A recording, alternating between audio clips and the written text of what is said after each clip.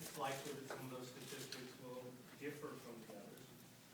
I'm content to rely on the analysis and the data from the fire department, the police department, University of Iowa physicians, University of Iowa student health and wellness.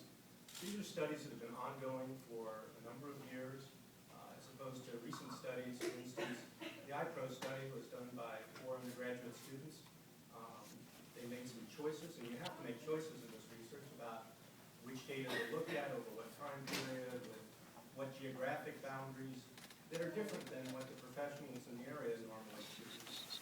So I think it's not surprising to see some difference. And I think those of us who have lived in the community for a long time have recognized the changes that are demonstrated by the statistics from the professionals who really know these data deeply. So I think that there really isn't any question that the safety and the health of our students and other young people in the community has been improved by the ordinance. You know, one piece of data that I find particularly compelling is we have about a 20-year time series of data on students' drinking habits. And since the ordinance went into place, we've seen dramatic changes in all the categories that we measure. There's less drinking, there's less risky drinking, and there are fewer harmful effects from drinking in those data. I also find the reduction in assaults, fights in progress, burglaries, criminal mischief that the city's reported to be quite compelling. So I'm sure that there are a few variables that we could look at over some time period in some geography that would contradict the overwhelming mass of evidence that suggests that the ordinance has been very effective in meeting its original goals. Can you repeat the question, please? To what extent, if any, do you think the 21 ordinance has affected the incidence of alcohol-related crime in Iowa City? Yeah, as they brought up the iPro research done by the class iPro. My understanding there were more than actually 4 people on that research. My understanding there was a whole class.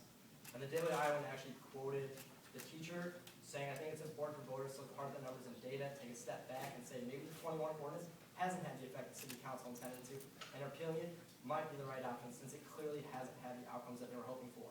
Now, Vice President Rockman over here is stating that this research could have been wrong.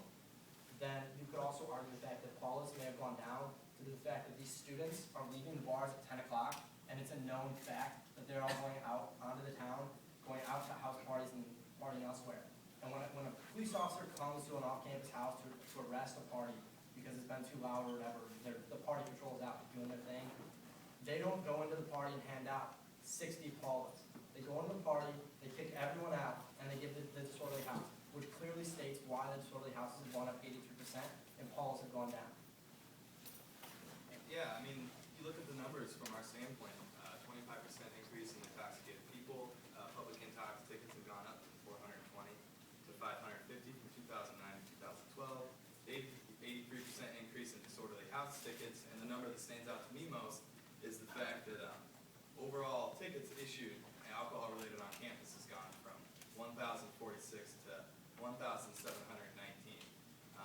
It's just clearly evident to me that no positive effect has come out of the 21 ordinance. Down in downtown might be a little quieter, but it's just pushed the problem to the neighborhoods, and just as many tickets are being issued, and that seems to be the most relevant information.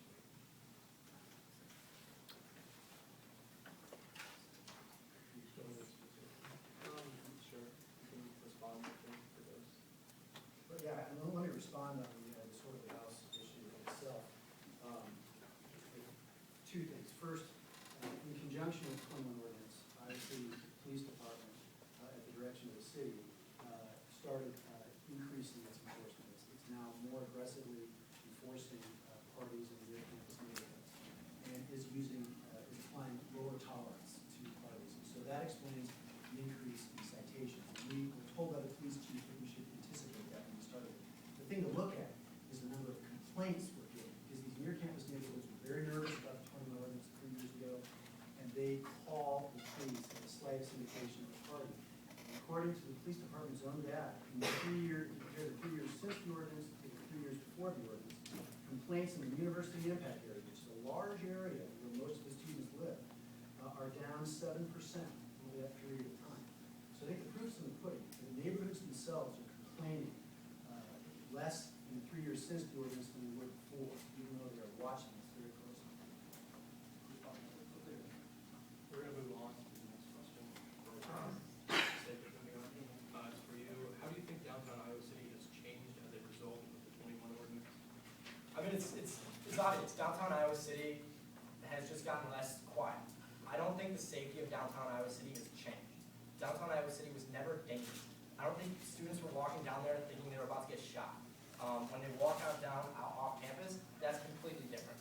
There's no officers walking around. There's no one sober around to take care of you if you're in harm's way.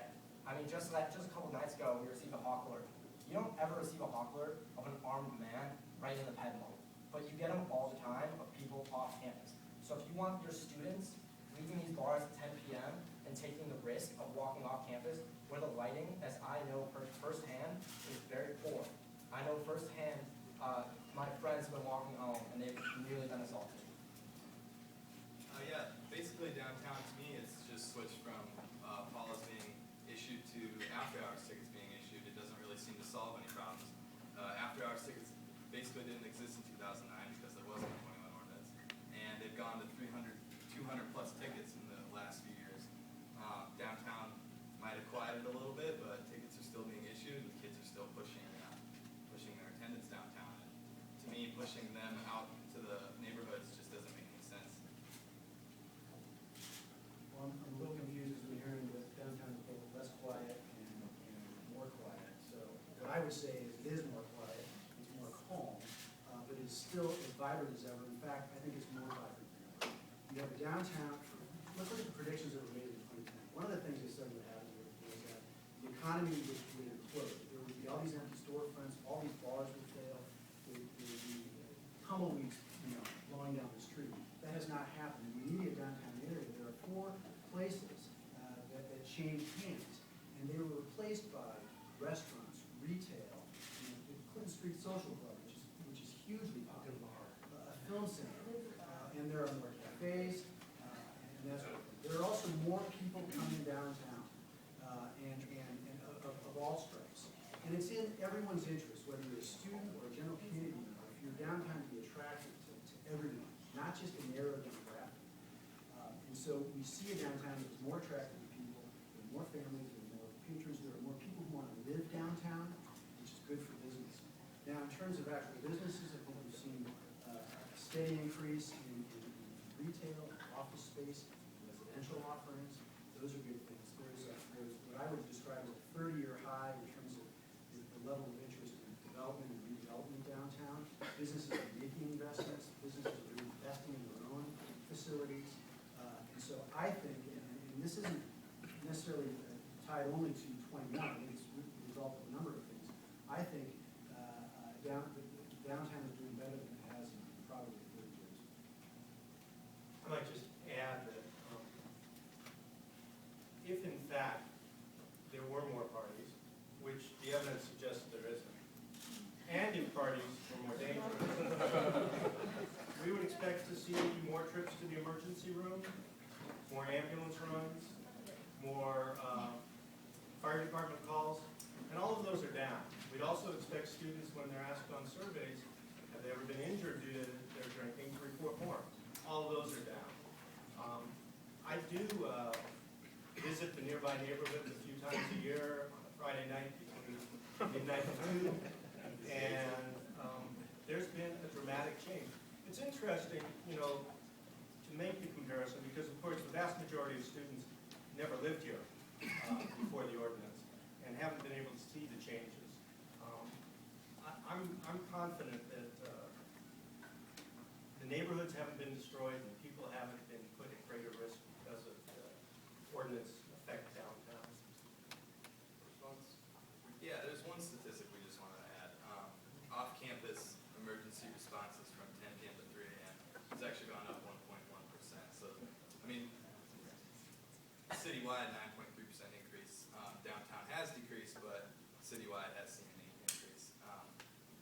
Yeah, you got anything to add? I know Vice President or Mayor Hayek recently stated about calls for loud parties. And I know firsthand, if my neighbors were having a loud party, I don't think, a majority of the students are not going to turn and call the police because their neighbors are being too loud. I know firsthand, members of UISG even, one of the most sacred student organizations you could possibly talk about. One of them, their neighbors were having a party and she didn't want to call the cops. She went over and ended up joining them at their party. So I mean, you can't argue with that if the calls have gone down, because I don't really think students are going to be calling the cops because their neighbors are too loud. Question 3 is for the no side. The city council recently amended the city's human rights ordinance to accommodate this ordinance. Do you believe that 19 and 20-year-olds as adults have a right to be in bars at 10 p.m.? Why or why not? Okay, this human rights ordinance issue is a red herring. Let me explain. It's a non-issue. Let me explain what happened.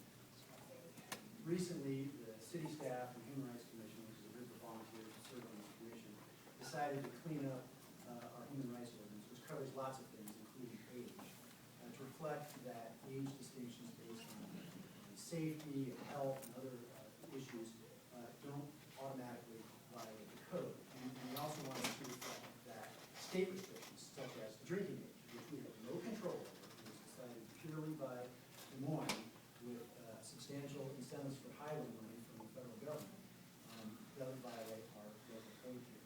And the examples that the Human Rights Commission and the state and the city staffers were addressing were just that, state legal drinking age, the 20 ordinance, and even an issue regarding local movie theaters keeping 10-year-olds out of rated R movies, which on its face is distinguishing based upon age. We changed these human rights ordinances to permit that kind of thing because it makes sense. So this is a red herring, and if you ask any city staff or human rights commission why we did it, that's why. And it's not what we're making. One of the reasons I love the city so much is because it's a progressive and open-minded place. That's why I came to college here. And to think that we're not allowed to make our own decision of whether or not we want to stay in the bar past 10, somewhere where a lot of kids go, not only they don't drink, they go to dance and do whatever they want. But just the fact that they're taking away our right to choose on our own, which in fact will teach us responsibility. I just don't think that's a good way to go about it. I think it's definitely a freedom that's taken from us as students. Being 19 plus, and I think we deserve it back. Yeah, I mean, if you want to add on to that, my parents came in to visit last week, and there were some late football games, and we had to leave the bars and weren't able to finish the football games there. I just don't think it's right to be taking these students out at 10 o'clock, assuming that they're getting drinks, which is not the case. For a student to get, if a bar served underage people, the first crime is, I think it's a $500 penalty. Is that right? And then if they get caught twice serving minors, they lose their liquor license. Their liquor license gets suspended. Now, if a bar were to get their liquor license suspended, they would probably run out of business. Yeah. This notion that if you're 18 or 19 or whatever age, you should get to decide when you go into an establishment. You don't get, the city makes decisions about that issue, about the speed limit, about where you can park, about how much you pay, about what your property taxes are. So any one individual in this community, whether they're 18 or 38, they don't get to make those decisions. But what you do have is a vote. And you do have the ability to serve on the city council. A couple of years ago, a U of I undergrad almost won a spot on the city council. And unlike almost every other place in the state of Iowa, we have a UISG student representative who attends all of our meetings, and we do a lot of stuff that reflects the needs of the UISG. But the decisions have to be made by an elected body. That's local democracy, and that's where we are. I just want to add that, being in a bar after 10 o'clock, the first offense is $300 for a student, and the second offense is $500, which to me just seems ridiculous, something that shouldn't exist in Iowa City. That's all I want to add. Not only that, it's a criminal offense, so it stays on your records when you're searching for jobs. Of just being in an establishment for maybe 5 minutes after you were supposed to leave, you may not be University of Iowa wants their students to have these records going off when they leave. Question 4 is for yes. What impact do you believe a repeal of the 21 ordinance would have on Iowa City?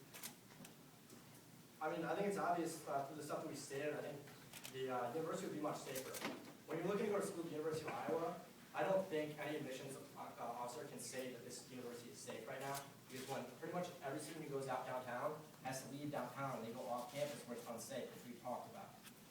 As we've already mentioned, 25% increase in intoxicated students being taken to the emergency room. That is ridiculous. An 83% increase in disorderly houses, these students are being put at risk. If you keep them in the downtown area past 10 o'clock all night, there's safe people there. If something goes wrong, there's someone there to take care of them. As soon as you get off campus, if something goes wrong, there's no one there to take care of you. If someone grabs you unexpectedly downtown and you yell help, there's someone within arm's reach to help you. If you're downtown on the unlit Johnson Street and yell help, there's no one there to help. One thing I'd like to add is there's a misconception that every bar is going to turn back into the madhouse that it was before. I think there's only maybe less than a dozen bars that will actually go back to 19 plus, and it's just an economic boost for them, and it's a misconception that it's just going to go back to mayhem, when in reality, not many establishments really are going to change, because a lot of establishments like the way it is right now. We're talking 6 or 7 bars possibly, so I just think if it changed today, I don't think there would be any change in our numbers. I think it would remain, it would be a smooth transition overall. So it's kind of hard for me to imagine the argument that going back on the ordinance wouldn't take us back to the situation that we had before the ordinance. That seems like the most likely event. I do want to point something out. There's been a lot of talk about leaving the bars at 10 o'clock is dangerous. Again, people who have been here for a while recognize that what used to happen is that all those students left at 2 o'clock and went out to house parties. People have to leave the bars at some point. I would argue that they're probably safer leaving at 10 than they are at 2 in the morning. I think that one estimate of what might happen if we go back to 19-year-olds in bars after 10 is that we would see a return to the same level of assaults and fights in progress that were reported before the ordinance. So that would be another 60 assaults per year and another 135 or so fights per year. We had a very serious problem with students being assaulted and fights being picked before the ordinance, and that's dropped dramatically. I also want to comment on the notion that very few bars will go back. What will happen is that there will be competition for customers, and when there are customers to be had, bars will find a way to get them. And that means going back to 19 because there will be a lot more customers to be had. So competition will drive bars in that direction. In fact, before the ordinance, bar owners told us, I'm not really thrilled about having 19-year-olds in my bar, but it's a competitive issue. I can't not have them if others do have them. So again, I think it's pretty reasonable to assume that things would go back to the way they were. We'd have more assaults, more fights. People would leave the bars at 2 in the morning, head down into the neighborhoods in droves, and that there would be another, hundreds or thousands of students, and mostly non-students who were underage, who came here to drink from other places. And along with those underage people who came here to drink from Macomb, Illinois, or from Waterloo, or from Mount Prospect, there would be people who came to Iowa City to prey on those people, knowing that there would be inebriated young people flowing out of the bars at 2 a.m. So again, I think the safest bet is that things would look a lot like they did before the ordinance, and it wouldn't look very good. I think that the data we have from the police department, from the fire department, from the university hospital, from the National College Health Assessment, all of these independent sources would be tempered and potentially reversed. I think, as I said earlier in making comments, that the bar leaders in 2010 who have changed their minds on this, that have identified the positive changes that have resulted from the ordinance, they don't think it should change. They think it's a better place downtown. And my last pitch would be this. What do you think that does to the reputation of your degrees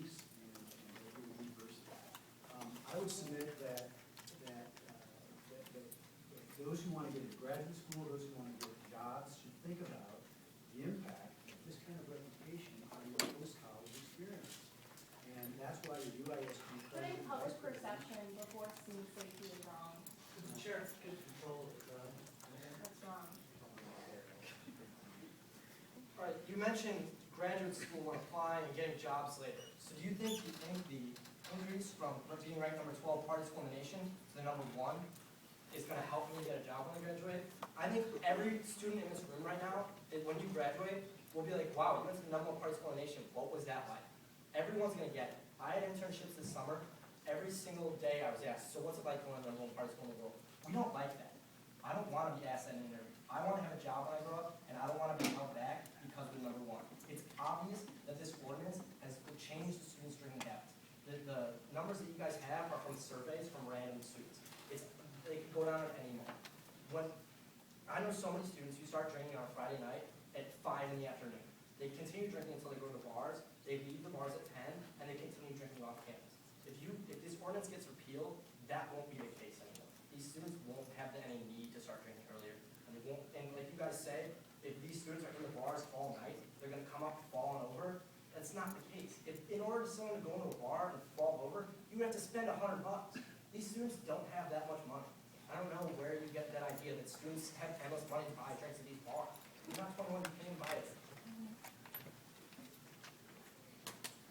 Question 5, no. If the 21 ordinance remains, what improvements, if any, would occur to provide appealing alternatives to students in the downtown space? Well, I think you're starting to see that already. Film scene is going to be outstanding there. And, you know, the university is now putting on, a couple $100,000 more worth of comedians, likewise concerts, movies. There are a lot more things to do in this town. And I think that as the ordinance takes its effect over time, the downtown area businesses will respond to the opportunities to provide entertainment for the 10,000 or so students who are under 19. So I think that there are a lot of opportunities coming ahead. I've talked to several developers who have great ideas, and they won't pursue them if they have to compete with bars where you can get in when you're 19. And I noticed some chuckles out in the crowd when the film scene was mentioned. And I get that. Many of you out there may not consider film or cinema to be a cool thing to do on a weekend evening. I understand that. I think a lot of students do. But let me make this pitch on live music. I love live music. It's one of the few things I get to do on weekends when my kids are asleep. And I come downtown a lot. And I hit a lot of those venues, whether it's Dave's or Yacht Club or the Mill or Blue Moose or the England. And one of the things we did in conjunction with 21 was to work with the downtown live music venues, the Yacht Club and the Mill and others, to craft a modification to the ordinance that allows people under the age of 21 to stay in these venues after 10 p.m. to watch the shows. We worked very closely with them. We also noticed, when we did that, that those are the kinds of places where we were not finding problems related to alcohol. We thought, listen, you guys are acting in good faith, we will too. We want to encourage entertainment outlets for people of all ages, including the 21 sub. And I think we made some good choices as a city council. We worked with the live music industry. And I would say Iowa City's live music scene is second to none in the state of Iowa. We are a regional, national draw. And I see that as a really positive outlet for entertainment for people of all ages. Yeah, I'm actually involved in Scope Productions on campus, and we put on concerts. And I personally, in the past 3 years that I've been a student here, haven't seen any more interest in our organization, or CAB for that matter, or other student organizations that deal directly with putting on events. I think the downtown music scene has no correlation with the 21 ordinance. I think the music scene is going to be what it is no matter what. If anything, people being more relaxed about going to bars all night would promote them to go to see these shows. And yeah, that's what I think. I too. I also am a member of Scope Productions. For those of you who don't know, we're the people who bring the musical acts into campus. I know you mentioned all these musical artists at Blue Moose, at Gabe's, and wherever. But what about the DJs? As a member of Scope Productions, me and Michaela both know that the big draw in music right now is in the electronic music. That's where all the money is right now. And those electronic acts aren't coming to Blue Moose. They're coming to Blue Moose every once in a while, but they're not coming to Dave's as much, and they're not coming to all these smaller venues that you guys talk about downtown. They're coming to Summit. They're coming to Union. The bars where we're not allowed to be after 10 o'clock. Milk and Cookies was at Summit 2 weeks ago. I had to leave at 10. I couldn't even see them finish their show. So if you guys want to bring up the fact that we can see these musical acts, electronic music is the biggest market right now, and we can't go see the entire show. One thing I'd like to add is various student orgs do receive funding for putting on events on weekends. But I personally would like to see more of that. I think that is more worth our effort to promote doing things other than going to bars. Focus more on programs to educate people not to drink. Focus more on the student orgs. We do see focus from the university, and we appreciate that, but why not double or triple that? I think that's more worth the city and the university's time to promote kids from not going to the bars. Exactly, what Caleb said. Students are going to drink regardless. So if you kick them out of the bars at 10, they're going to go off campus and drink. Simply creating a law that makes them leave is not changing their drinking. They're going to find a way to drink. What we need to do is create alternate methods, like Caleb said. We create shows where they can go, see that, do stuff like that. A law that makes them leave at 10 isn't going to change the drinking. So, 2 points I want to make. First of all, the argument that young people are going to drink no matter what is simply not consistent with the data. Students are drinking less. And I love this audience. I love this audience. Listen, if it's harder to drink, fewer people drink. Now, do people still drink? Absolutely. Do we have too many people drinking too much too often? Absolutely. That is not inconsistent with the fact that things have gone down. I do want to make one other point. Caleb, you probably haven't seen changes in attendance because you've only been here post-ordinance, but I see the attendance counts, and it's been dramatic. CAB has been much more attended, and they're doing more events that are having higher attendance than they used to. So I think students are finding good sources for entertainment. We have the questions from the crowd.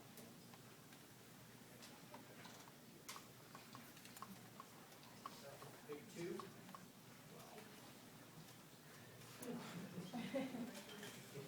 Okay. Let's see. This question is for the yes panel. It says, how do you rationalize repealing the ordinance when it inherently compromises the safety of students and community members? Yeah, what? Yes, I don't think it has compromised the safety of community members and students. But like we go back to this point several times, an 83% increase in disorderly house tickets is not making anything safer, especially for community members. That's 10 more per month on average. Is it logical for the older voters in Iowa City to want this increase into their neighborhoods? Drinking has simply moved locations. Downtown Iowa City at midnight is occupied by students. We are the majority downtown. Pushing that to the neighborhoods where families and older residents live doesn't make any sense. Doesn't make anything safe. I don't think it's compromising the safety of students. Exactly. I mean, as Vice President Rockman is probably very, very familiar with, the university is expanding dramatically. A new dormitory is going up on the west side, which means these students, after they get out of the dorms, are going to continue to move off campus, which means the student housing is going to continue to expand further out. And when you have this, so your house parties are going to continue to expand further out towards some of your community houses, some of the townies who live out here. And a stat that isn't really brought up much, public urination has doubled since the ordinance. I don't know if you guys really want a student urinating on the side of your house.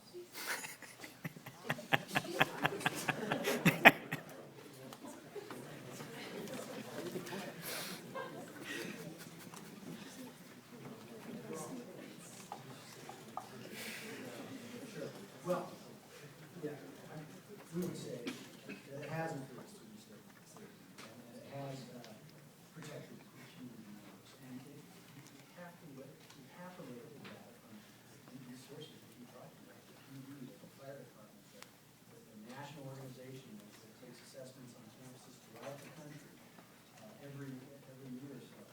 And the data show remarkable improvements. We think repeal would jeopardize that.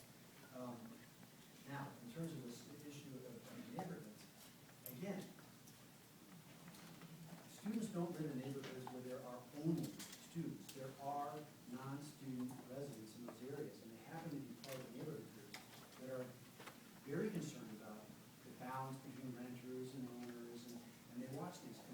complain to the city all the time, and they call the police. We know this from experience. And in the 3 years since the 21 ordinance went into place, and despite heavier enforcement and lower tolerance for parties, complaints from these neighbors have dropped by 70%. And these neighborhood groups, which 3 years ago were very nervous about this, especially the ones in the near north and the near east and the near southeast, who were very concerned about the ordinance then and reluctant to support it, are supportive of it. They see that it didn't cause the neighborhood to explode, and they're happy with the way things are. So, I'm going to give some time for that. So, the reason that we're more interested in calls for service than charges is because charges are responsive to the changes in enforcement strategies. Police department made a decision to charge everyone on the lease. Some of you know this. If your party is busted and you're on the lease, you get 3 tickets or 4 tickets instead of 1. That's why charges are up and why they're not a very good representation of what's going on in the neighborhoods. Calls for service are a nice, straightforward way of knowing what's going on in the neighborhoods. The other thing I'll quickly mention, don't worry about many more students moving out into these neighborhoods. Enrollments aren't going up. We're building a residence hall so that we can leave some of our leased properties.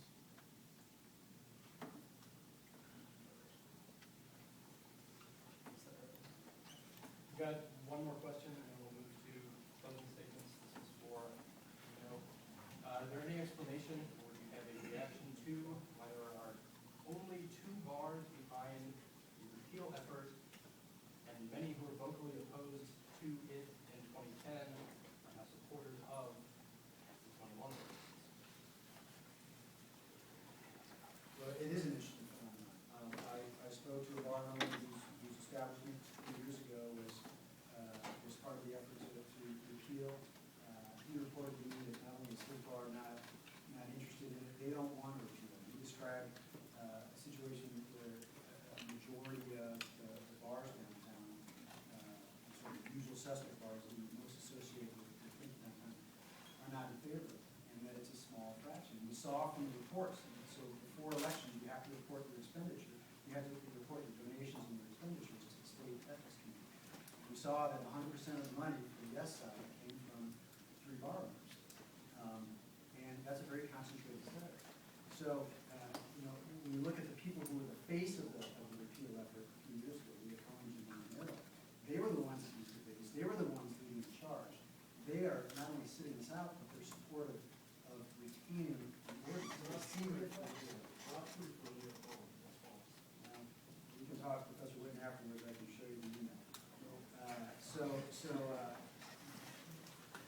These people who were in support of a repeal 2 years ago are not now, and you have a smaller set of the bar community that is. And I just think it reflects a recognition among the business community that it was working. And I'm saying another thing. The downtown district, the association of business owners, whether it's retail shops or bars or restaurants or architecture firms, that have come together in the last couple of years and formed an organization that represents them, represents everybody. They endorsed retaining 21 a few weeks ago, and they represent a broad swath of interests. So I think that explains some of the rest of it.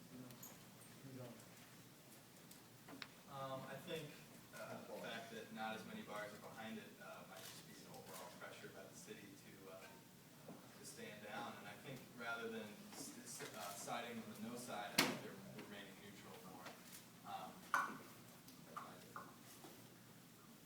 Yeah, I definitely agree. I have a question. How much money did these tycoons of Iowa City donate to your campaign? You say the Montana.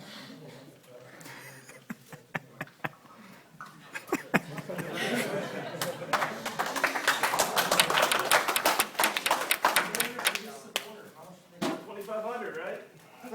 25? Okay. So, in fact, our records are public. There are about 130 donors, averaging under $100 a piece. I made a large donation. It's a very important issue to me. I had the capacity to do it. I worked hours on it, and I put my money behind it. But more importantly, a wide variety of members of this community have done the same. They've been out working. They've been putting money behind the effort. And it's because they've seen improvements. The people who have lived here for a long time have seen the improvements, and they want to preserve them. And I'm one of those people. I'll say this, Tom Rockland gave that amount of money because he was able to, because he believes in it, and he doesn't benefit from this. There's no financial gain for him to do something like that. I gave $100, got young kids in a different situation.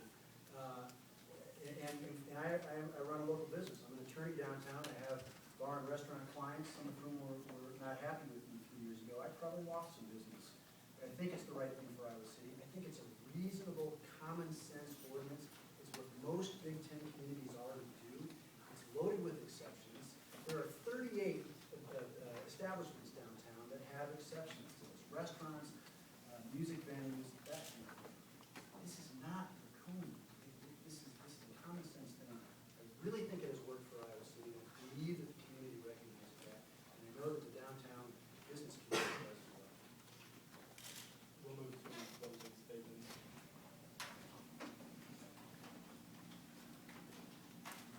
All right. Why don't we learn from our past? Alcohol and alcohol under prohibition nearly drove production and sale underground and made criminals and ordinary citizens who chose to drink.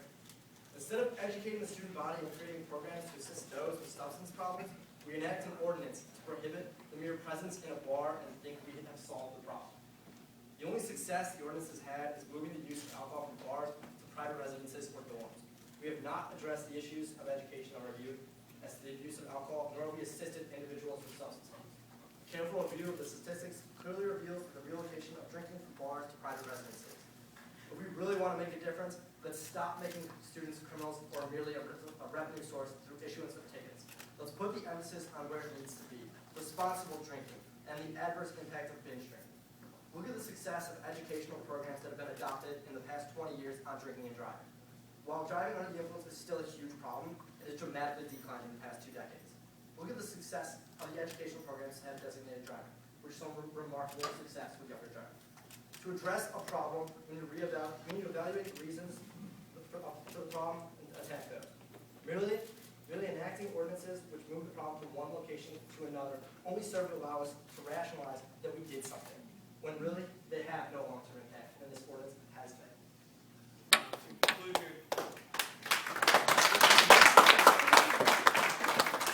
conclude here tonight, it's safe for me, and I think looking at the stats, to admit that this ordinance has failed. It hasn't improved anything. It's time to move on. Let us continue to promote alcohol education. Let's continue to promote student responsibility.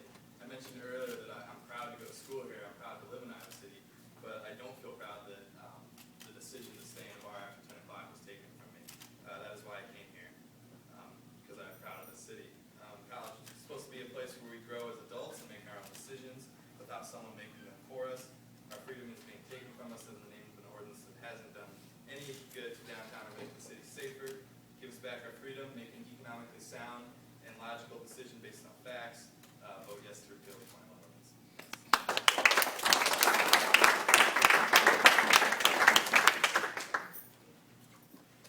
I want to start by thanking the sponsors, thanking Zach, thanking all of you for being here. I think I have a difference of opinion with the vast majority of you in the audience, but I respect your opinion, and I'm glad you came here to promote it. You know, what we're talking about here is nothing like prohibition. This is a very simple, common sense ordinance that matches the minimum bar entry age, the minimum legal drinking age, but only after 10, only if it's not a restaurant, only if it's not a music venue, and only if you're not with a parent. So it's really a fairly modest ordinance that's had enormous positive effects. We see fewer assaults, we see fewer sexual assaults, we see fewer fights, a variety of other crimes. And we see fewer people flooding into town from out of town to create mischief. This ordinance is a simple, straightforward way to manage a problem that had grown out of control in this town. Those of us who have lived here a long time saw things get worse and worse and worse, and we saw them turn around after the ordinance. So it's not surprising that to me, that all 3 major newspapers, including Daily Iowan, have endorsed a no vote for this election. I think that the people who followed it for carefully and for a while understand the benefits. We'll leave a little time for that. Yeah, I would say, let me say this.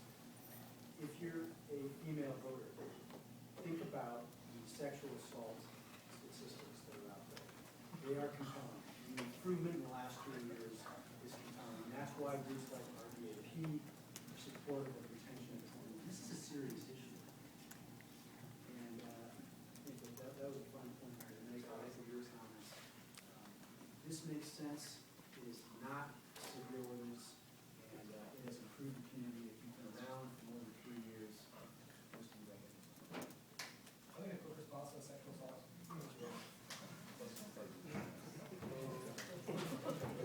That will end